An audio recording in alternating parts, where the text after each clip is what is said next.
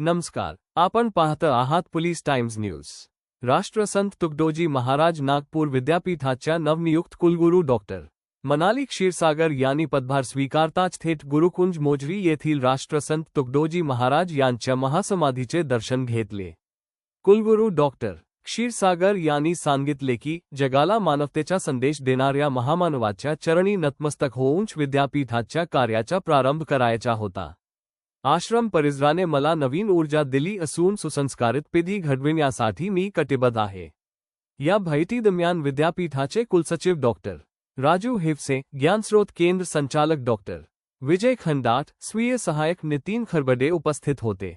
गुरुकुंज आश्रमात अखिल भारतीय श्री गुरुदेव सेवामठाचे सर्वाधिकारी प्रकाश महाराज वाघ, सरचिटणीस जनार्दन बोथे, उपसर्वाधिकारी बाबाराव पाटील, प्रचार प्रमुख गोपाल कडू इत्यादी मान्यवरांनी उपस्थित राहून स्वागत केले।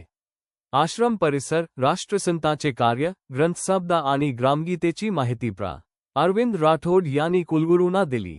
भेटीदरम्यान कुलगुरूंचा शाल, श्रीफ्ट आणि राष्ट्रसंतांची ग्रंथशब्द देऊन सत्कार करण्यात आला। अधिक ताज्या अपडेट्ससाठी पाहत रहा पोलीस टाइम्स न्यूज।